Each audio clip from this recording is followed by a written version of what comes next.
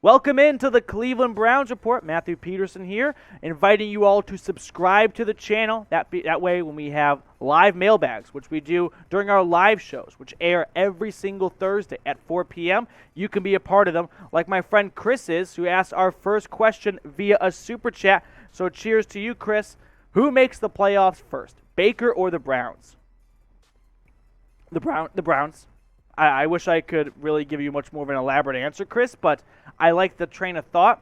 The only way I see this Baker making it before the Browns is if Watson is suspended for a long period of time and the NFC's a little weak this year and the Panthers can make the 7 seed with a below 500 record. That's the only way I see that happening.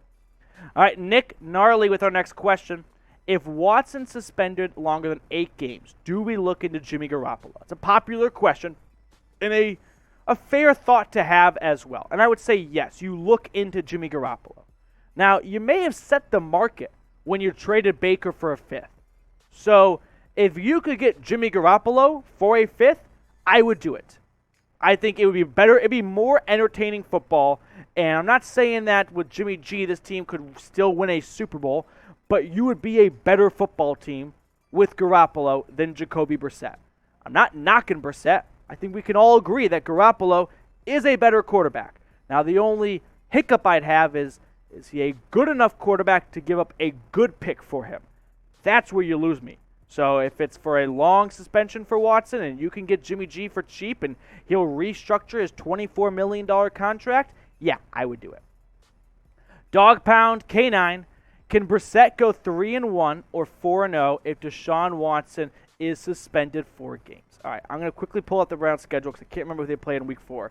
But Week 1, you've got the Panthers, right? And that's got to be a pretty winnable game right there, even with Jacoby Brissett. Then we've got Week 2 is against the Jets at home. I think the Jets are going to be sneaky-ish tough this year. Zach Wilson, he's slaying. But no, I'd still take the Browns on that one. So that's 2-0. Pittsburgh Week 3 on Thursday Night Football. That's going to be a tough out, right? That's tough, but here's my hot take. I did this before. I think the Browns could start 3-0 under Brissett, and it wouldn't blow me away if they have a letdown game in Week 4 because they're looking ahead to Week 5 when they play the Chargers. I know that sounds super, super dumb, and I don't want you to unsubscribe because I said that, but it's the NFL. It's any given Sunday. I could see the Browns 3-0, beating Pittsburgh at home on Thursday night, and like, all right, the Falcons suck. They're 0-3. Let's get ready for the Chargers, and then a letdown game at ATL. But I think 3-1 is very much in the cards. I wouldn't go all the way and say 4-0, though. Soul Train, $2 super chat. Cheers to you. How big is the preseason for positional battles? It's a good question, Soul Train. I used to believe that the preseason was much more important than I think now, because we saw them cut a preseason game out, went from 4 to 3, and I think a lot of people are like, don't GMs need more time? I think it's pretty clear if you polled a lot of GMs, after about 1 week of practice, they know who's making the roster. Now, sure, you could have a 54th man that proves it and takes the 53rd spot, but in terms of actual positional battles throughout all 3 preseason games, it may feel important to us, and we may have a lot of takeaways from it, but just because the defensive tackle you're pulling for, say Tommy Togiai, is racking up some good stats in Week 2 of the preseason, doesn't mean Andrew Berry's going to value that very high if it's up against backup offensive linemen. We got another question coming in from Tyler Becker. Super chat. Appreciate you, Tyler. Is Amari Cooper our best wide receiver since 2013 Josh Gordon? Yeah, I would say so. I mean, racking through my brain right now of names, Jarvis Landry and Odell Beckham are right there, so maybe you could make the argument for Juice. But I think everyone would pick Amari Cooper over Landry, and that's not saying Jarvis wasn't great for the Browns and was not what I call him the minister of culture, turning things around when he got there in 2018. But I would say Amari Cooper is the best since Josh Gordon back in 2013. Patrick Green with our next question. Biggest training camp battle you'll be watching? Appreciate the question, Patrick, talking about training camp because that's less than 2 weeks away right now. It's kind of crazy to think here. But I will be watching the defensive linemen, specifically the interior, the defensive tackles, because I think this is going to be the closest position battle we're going to see.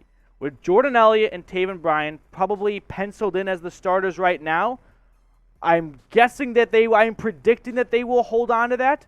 But Perrion Winfrey is sort of the wild card. He is the embodiment of the dog pound. I mean, he just grabbed it by the horns the moment he got drafted by the Browns. So I think it's going to end up being Jordan Elliott and Taven Bryan who start week 1 on your defensive line.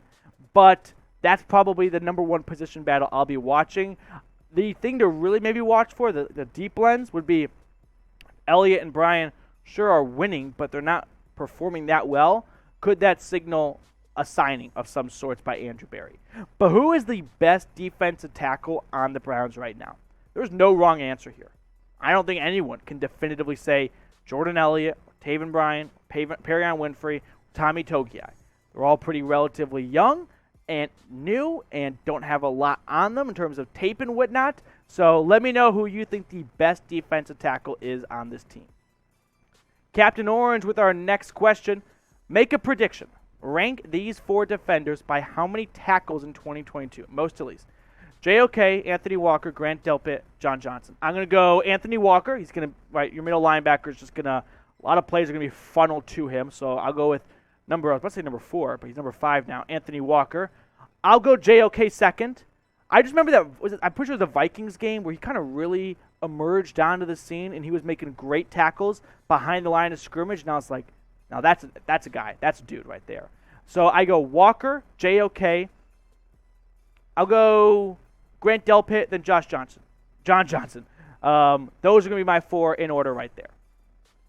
Ryan with our next question on the show. Would you rather have Suh or Fuller? Great question, Ryan. It's a little bit dependent on the quarterback situation. If you have Deshaun Watson for most, if not all, the season, I'll take Ndamokung Suh because I believe Watson can make David Bell, Anthony Schwartz, Donovan Peoples-Jones into great wide receivers. Now, if you have Jacoby Brissett, maybe you want to bring in an extra wide receiver to help him kind of move the offense along. So I kind of giving you a cop-out, but ultimately I'll still say Ndamokung Suh. I think he could help mentor this defensive line pretty well and keep the ball moving.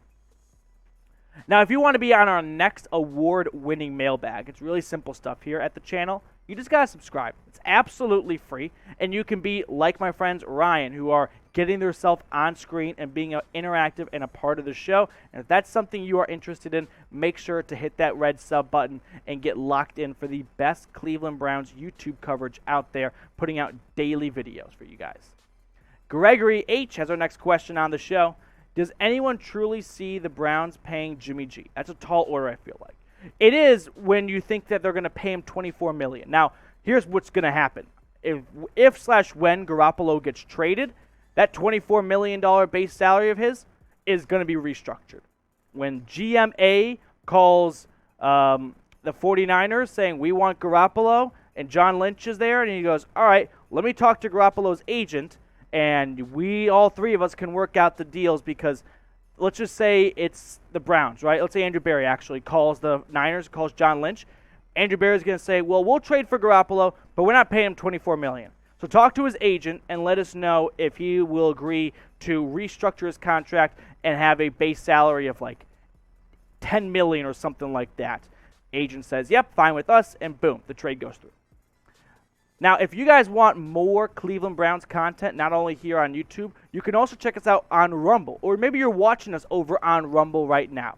Here's the deal. Rumble is another video platform service that's got news, tech, sports, politics, all that good stuff. And a really cool feature about Rumble is you can do audio only. So if you want to text but still have the video playing in the background, Rumble's got that for you for free. Check us out, rumble.com/Browns Report. Links in the comments and the description of today's show. Gangsta Big Chungus, are the Browns getting a Super Bowl this year? Well, that's really difficult to answer. How about this? If the Browns are winning a Super Bowl this year, I'd have to imagine Deshaun Watson plays the entire year, not because even if the Browns went 3-1 without him, it's kind of difficult. I know Nick Foles did it, but still, it's difficult to imagine a quarterback coming off the bench who didn't even play last year and just casually taking a team to a Super Bowl, right? I feel like he'll need some more time with the offense and whatnot to put together a Super Bowl run, because every single Super Bowl run, it's just filled with movie moments, and it's difficult that you can create those movie moments. I know Nick Foles did it, but he was still on the sideline, so that's got to count for something. All right, another question coming in from my guy Ryan. If Kareem Hunt has a good start to the season, do we get a day 2 pick if we trade him before the deadline? It's a good question. I actually will go with this. I think if you were to trade a running back mid-season, you may not get a great return on him, because whatever team would be getting him would like to have had him for the full season. So because it's halfway over, it's not going to be like a defensive end who can step in like Von Miller last year going to the Rams and just start racking up sacks. Now, I am of the belief when it comes to trading Kareem Hunt, the lowest I'll go, right, I will not trade him for anything worse than a third-round pick. Is he worth a third-round pick? Probably not. No, nearly 27-year-old running backs are not yielding you that. But you don't have to trade him. There's not this burning need to trade the guy. So unless a team wants to walk in and blow you out of the water with a great offer you can't refuse, I would hold on to him. Kid Wilson, 33. You have to wear a polo to watch this live. Cheers to that, Kid Wilson. I'm a basic dude. I don't know what to say. Everyone in the office makes fun of me for having polos on all the time. Here's the sad thing is, like, this is not just my work attire. This is every day of the week, whether I'm in the office or not. All right, Elon coming in. Can we talk about Amari Cooper for a minute? He got lost in the Watson and Mayfield news, but how do you think he'll play this season? Love the show. Hope you love the shirt too, Elon. Let's go back to Amari Cooper. Okay, so we got some stats on Amari Cooper I think we can get on screen. Thank you, Marshall. So Amari Cooper, let's just quickly revisit what he's done so far in his career. Former top 5 pick back in 2015 for the Raiders. He's kind of sneaky young, by the way. People don't realize that about him. He's 28 years old, but 27, 28. But last year with the Cowboys, 865 yards, just 8 touchdowns, a bit underwhelming, especially when you had Dak Prescott for almost the entire season. So here are my projections for Amari Cooper in 2022. Ballpark 115 targets, 85 receptions, 1,100 yards, and 6 touchdowns. Now, the Browns, they only traded basically a 5th-round pick to get him because, or a 6th-round, whatever it was, because they took on $20 million contract from Cooper, who signed a 5-year, $100 million extension with the Cowboys. So I'm curious to see if Cooper's a long-term plan-ish, or longish plan for the Browns, or if it was, hey, we could get him for pretty cheap. He'll make our football team better. We lost Landry. Let's go get Coop. But let's welcome Amari Cooper to the Dog Pound. Spam Coop down with, that's what all of his fans, Cowboys fans, Raiders fans, that's what they say when he catches the football. So spam Coop down in the comments below to welcome him to the Dog Pound.